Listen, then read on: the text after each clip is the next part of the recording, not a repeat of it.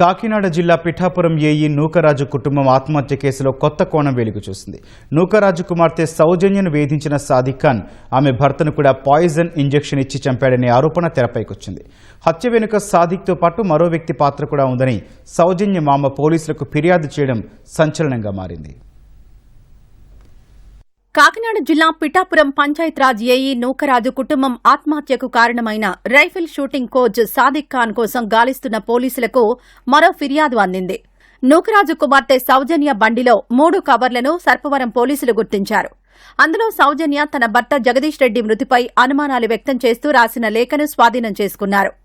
జగదీష్ రెడ్డి జూలైలో మరణించారు.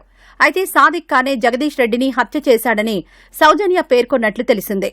సాదిక్ ఖాన్ గత నెలలో తనను బెదిరించి ఫోన్, ఎస్బీఐ లాకర్ వివరాలు తీసుకున్నాడని, మతం మారాలని ఒత్తిడి చేశాడని వివరించినట్లు సమాచారం. సాదిక్ ఖాన్ తన కుటుంబాన్ని చంపుతామని బెదిరించాడని, అందుకే ఆత్మహత్య చేసుకుంటున్నట్లు లేఖలో ఉందని సమాచారం.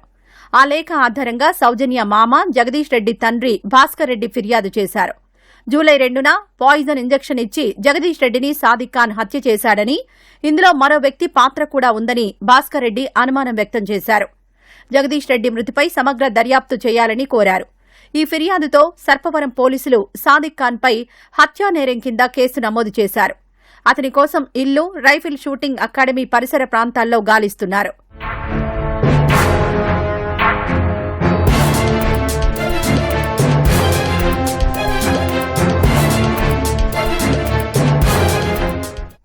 గోదావరిలో దూకిన నూకరాజు మృతదేహం లభ్యమవగా ఆయన భార్య మీనా, కుమార్తె సౌజన్య ఆచూకీ ఇంకా తేలాల్సి ఉంది.